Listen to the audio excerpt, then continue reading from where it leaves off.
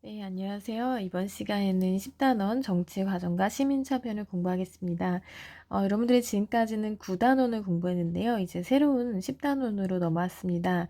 우리가 9단원에서는 민주정치의 어떤 발전과 민주정치를 지탱해주는 주요 이념, 그리고 민주정치를 구성하는 기본 원리에 대해서 공부하고 또 의원 내각제와 대통령제로 대표되는 정부 형태를 공부했다면 이 10단원에서는 정치 과정이란 무엇이고 이 정치 과정에 시민들이 어떻게 참여하는지 배웁니다. 근데 시민의 참여에서 가장 중요한 거는 이제 선거거든요. 그래서 선거에 대해서 조금 자세히 배울 예정인데요. 특히 이 선거와 관련해서는 여러분 자유학년제 주제 선택 프로그램 우리가 만드는 그 선거와 관련된 내용이 굉장히 많습니다.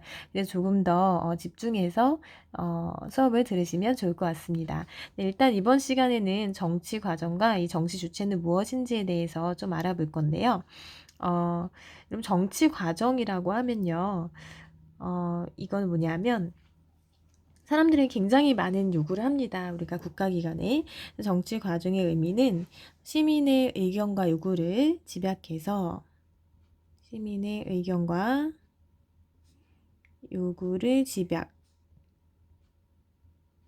이 집약이라는 거는 말 그대로 모으는 거예요. 정말 많은 사람들이 많은 얘기를 하는데 모든 것을 우리가 다 국가의 정책으로 만들 수는 없어요. 그 중에서 정말 필요한 것만 정책으로 만드는데 그런 것을 모으는 과정은 집약이라고 합니다.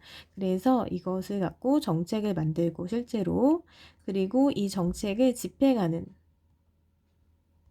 이런 일련의 절차를 우리가 정치 과정이다 이렇게 얘기합니다. 선생님이 요거를 조금 단계별로 표현을 한번 해볼게요. 일단 많은 사람들이 자신이 원하는 것을 얘기해요. 이것을 이익 표출이라고 합니다. 네, 이익 표출 단계가 있어요. 이익 표출은 뭐 개인이 할 수도 있고요. 아니면 집단이 어떤 단체가 나서서 할 수도 있습니다. 그러면 이렇게 많이 표출된 이익을 이제 모읍니다. 이것을 이제 이익 집약이라고 하는데요. 예, 이 수많은 이익 중에 꼭 필요한 것을 모으는 거죠. 이익 집약. 근데 이 이익을 모으는 이 집약하는 거는 누가 담당하냐면 정당과 언론이 담당합니다. 이 정당과 언론에 대해서는 지금 뒤에 배우는 정치 주체에서 좀 더 설명드리도록 하겠습니다. 그래서 사람들이 원하는 이익이 모아지면 이제 이것을 정책으로 만듭니다. 정책으로 결정합니다.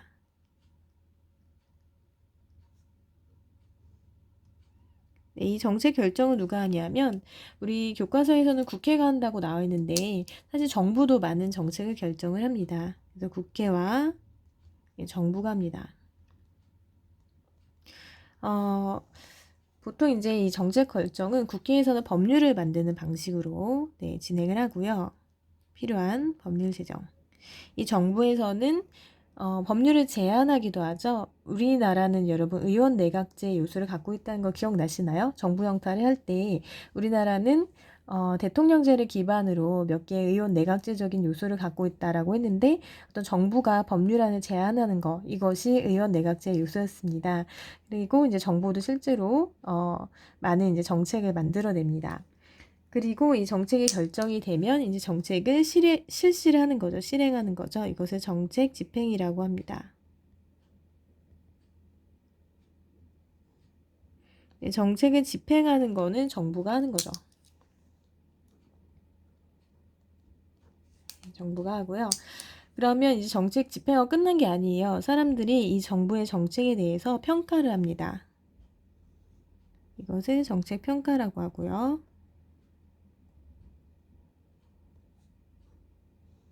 정부 정책에 대한 어떤 의견을 제시하는 거죠. 이거는 누가 하냐면 우리 시민들이 목소리를 내는 거죠. 그래서 시민들이 정책 평가를 하면 이것이 다시 이익 표출로 가는 거예요. 그리고 이 정책을 평가하는 이 과정을 영어로는 피드백이라고 하고요. 우리말로는 환유라고도 부릅니다. 근데 이 정책 평가가 중요한 이유는 우리 시민들이 직접 어떤 이 국가기관에 그런 정책이 잘 되는지 안 되는지 감시하는 역할을 하는 거예요. 그래서 정치 권력을 견제하고 감시하는 측면에서 중요한 거고요. 이것이 잘 된다면 시민들의 참여가 활발히 이루어질 때고 그러면 이제 민주정치가 발전할 수 있는 거예요. 네, 왜냐하면 이 민주주의라는 것이 뭐였냐면 혼자 독재의 반대말로서 혼자 하는 게 아니라 다수의 사람이 통치하는 거죠. 그리고 이때 다수의 사람은 시민이라고 했잖아요. 그래서 시민들이 참여하면 네, 그만큼 민주주의가 발전할 수 있겠죠. 선생님이 이 정치 과정을 예를 들어서 한번 설명해 볼게요. 예를 들어서 지금 이런 코로나 19 이것 때문에 지금 등교 수업이 계속 연기되고 있죠. 네, 이런 상황 예를 들어서 설명해 볼게요. 지금 코로나19가 너무 이제 심각하고 이러다 보니까 사람들이 등교 수업을 연기해라 라는 막 요구가 나타났습니다. 그래서 이제 교육부에서는 원격 수업을 하게 된 거죠. 막 이런 요구를 언론이 반영해 준 거예요. 그래서 신문 같은 데 보면은 굉장히 많은 기사가 있습니다. 그래서 정부에서, 네, 정부 특히 이제 교육부에서 그러면 등교를 연기하겠다. 그리고 원격 수업을 하겠다. 네, 이런 결정을 내린 거죠. 그리고 실제로 네, 등교가 여러분 연기되고요. 원격 수업이 실행되고 있습니다. 네, 지금처럼.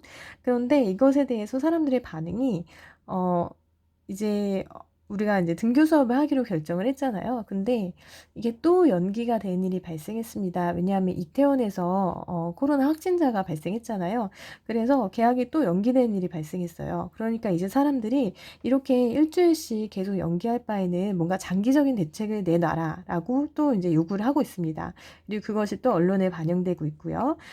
심지어 그 청와대 청원에도 들어갔다고 해요. 등교 연기를 해달라는 글을 누가 올렸는데 그 청원에 20만 명 이상이 동의를 했대요. 그러면 정부에서 그것에 대한 의견을 내놔야 되는데 뭐 고3 같은 경우에는 조금 학사 일정 때문에 어쩔 수 없다 치더라도 나머지 학년은 좀 원격 수업을 하는 방안, 한 학기 동안은 원격 수업을 하자 뭐 이런 방안을 어, 좀 제시를 해달라, 장기적인 플랜을 제시해달라라고 요구가 되었다고 합니다.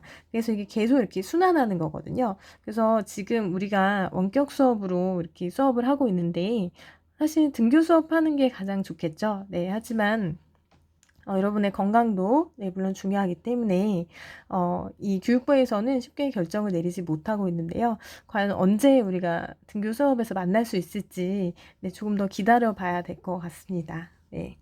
하여튼 정치 과정 예를 들어 설명드렸고요. 그 다음에 정치 주체를 살펴볼게요.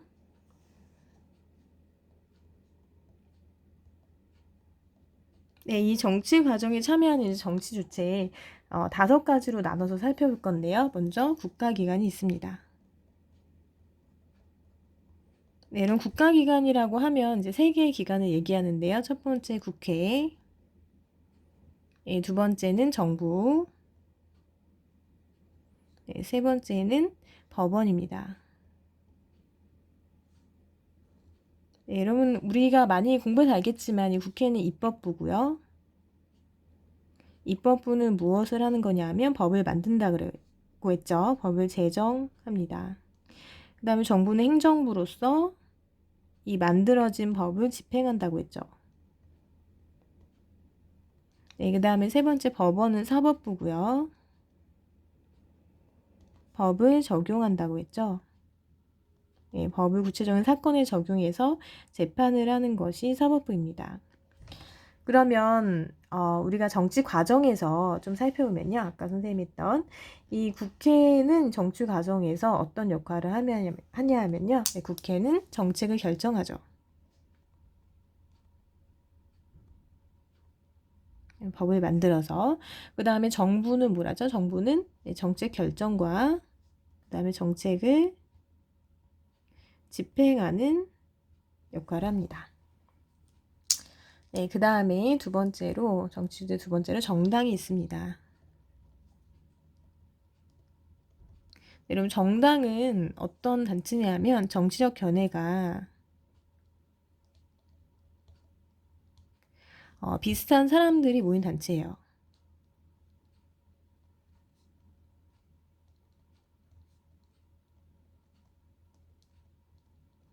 네, 여러분이 알고 있는 정당 뭐 있죠? 뭐 민주당도 있고요. 미래통합당 등등등 여러 정당이 있는데 이 정당은 그러면 이 정치적 견해가 비슷한 사람들이 왜 모인 거냐? 이 사람들이 모인 이유는 어떤 정치적인 권력을 획득하기 위해서예요. 정치 권력 획득. 그래서 이 정당의 목적은 선거에서 이기는 거예요. 그래야지만 내 권력을 가질 수 있기 때문이죠. 그리고 이 정당은 다른 이제 다른 밑에 나오는 정치 주체와 좀 구분되는 점이 정치적인 책임을 집니다. 네, 이런 점에서 다른 단체와 구분되는데요. 이 어떤 정당이 추진하는 뭐 정책이 만약에 실패했다 이런 경우에는 그 정당에서 책임을 져야 돼요.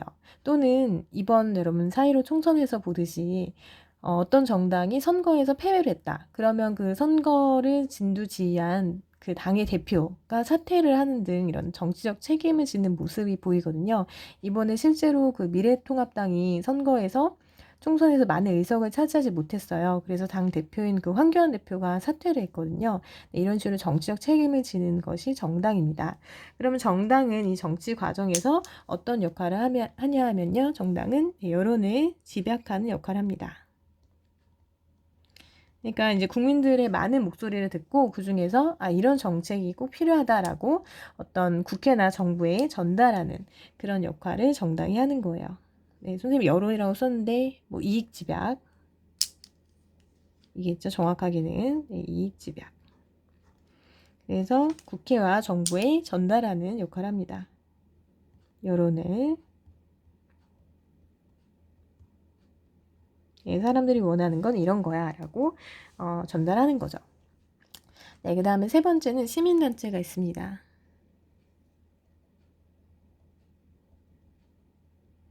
네, 이 시민단체는 시민들이 자발적으로 만든 거예요.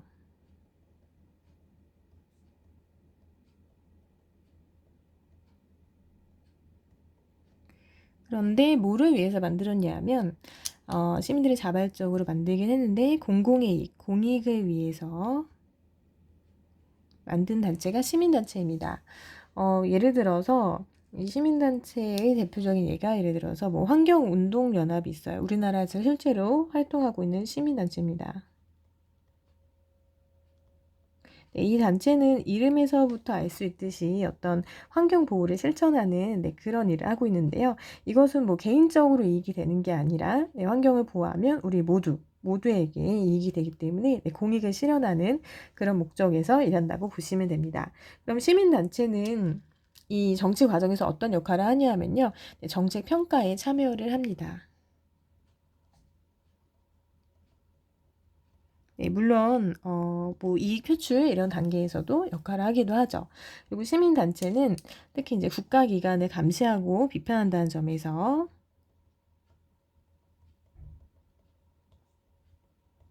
그 역할이 굉장히 중요하다고 볼 수 있습니다. 시민단체들이 이제 중요한 이유가요. 개인도 국가기관을 감시하고 비판할 수 있어요. 근데 개인이 하는 것보다 여러 사람이 모여서 단체가 목소리를 냈을 때 더 큰 힘을 받을 수 있거든요. 네, 그래서 시민단체의 활동이 굉장히 민주주의 발전에 있어서 중요하고요. 그 다음에 네 번째는 이익 집단이 있습니다.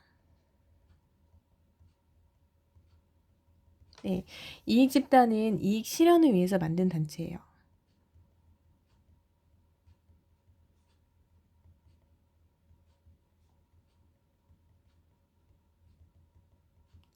네, 근데 여기서 말하는 이익은 공익이 아니에요. 아까 시민단체는 우리 모두의 이익을 추구한다고 했는데 이익 집단은 사익을 추구하는 단체입니다. 네, 사익 추구는 어떤 개인적인 특수한 이익을 이야기하는데요. 예를 들어서 이 이익 집단 예는 이제 노조, 이거는 노동자 조합이에요. 그래서 노동자들의 자신들의 이익을 위해서 뭐 근로 조건을 노동자한테 유리하게 개선해 달라 이런 게 이익 집단이죠. 아니면 이제 직업적인 직능적인 단체가 뭐 의사협회. 네, 의사들끼리 모인 단체죠. 이 단체는 의사들의 이익을 위해서 만들어진 단체입니다. 그래서 사익을 추구한다고 하는데 최근 정부에서 원격 의료 그러니까 비대면으로 환자를 보는 거예요, 의사가. 이런 정책을 추진하려고 하는데 이 의사협회에서 굉장히 반대를 하고 있어요. 네, 그래서 어떤 의사들의 이익을 위해서 만들어진, 그러니까 이런 단체들을 우리가 이익 집단이다 이렇게 이야기를 합니다. 그 다음에 이 이익 집단은 정치 과정에서 어느 과정에서 역할을 하냐 하면요, 이익 표출 단계에서 네, 역할을 하는 거죠. 근데 이때 이익은 공동의 이익이 아니라 뭐 공공의 이익이 아니라 네, 자기 집단의 이익이라는 거. 네, 시민단체와 구분해서 알아두시면 됩니다. 마지막으로 언론이 있는데요. 네, 언론은 여러분 아시는 뭐 뉴스나 신문 이런 거 얘기하는데 대중매체를 통해서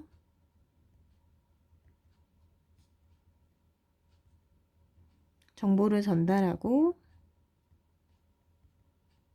네, 그리고 정책에 대한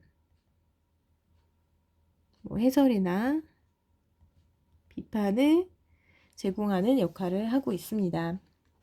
많은 사람들이 이 언론의 보도를 통해서 정보를 얻고 있기 때문에 언론은 특히 객관적이고 네, 공정하게 보도를 해야 된다는 그런 책임도 있습니다. 이 언론은 우리 정치 과정에서 이익을 집약하는 역할을 합니다. 그러니까 사람들이 이런 생각을 갖고 있다라고 국가기관에 알리는 네, 이런 역할을 한다고 보시면 됩니다. 그래서 선생님이 아까 정치 과정에서 설명했던 그 정치 주체들까지 네, 모두 이제 설명을 했고요. 여기 요 세 개. 정당, 시민단체, 이익집단. 이 세 개 단체가 약간 헷갈릴 수 있어서 다시 한번 여기 세 개 단체를 구분해 보도록 하겠습니다. 먼저 네, 세 개 단체만 볼게요. 네, 일단 정당, 이익집단, 시민단체. 네, 차이점을 좀 보면요. 일단 관심을 갖고 있는 영역. 관심 영역이 이 정당의 경우에는 굉장히 다양해요. 네, 국민들이 얘기하는 모든 것에 관심을 갖고 있지만 이익집단의 경우에는 자신들의 어떤 직업적인 이익과 관련된 어떤 특정한 그런 것에 관심이 있고요. 시민단체도 굉장히 다양하게 관심을 갖고 있습니다. 물론 단체 성격에 따라 다를 수 있지만 뭐 환경단체도 있고 뭐 정의를 실현하고자 하는 그런 단체도 있고 등등등 네, 여러 단체가 있습니다. 그 다음에 목적을 보면요. 네, 정당의 목적은 선거에서 이기는 거라 그랬죠. 그래서 정권을 획득하는 거예요. 네, 정권을 획득하는 거고 이 정당은 결국 공익을 추구하는 거예요. 정권을 획득해서 자신들이 추구하고자 하는 정책을 펼치는 거죠. 그에 반해서 이 집단은 공익 추구가 아니라 사익을 네, 추구한다는 점에서 구분이 되고요. 시민단체는 뭐라고 했죠? 네, 공익을 추구한다고 했죠. 네. 그 다음에 정치적 책임을 보면요. 네, 정당은 정치적 책임을 진다 그랬죠. 네, 그런 의미에서 다른 두 단체와 구분이 되고 이 집단이나 시민단체는 정치적 책임을 지지 않습니다. 네, 그래서 오늘 정치 과정과 네, 정치 주체에 대해서 공부를 했는데요. 네, 조금 내용이 많았지만 그렇게 어려운 내용은 아니니까 네, 한번 교과서도 보면서 잘 복습해 보시기 바랍니다. 네, 오늘 수고하셨습니다.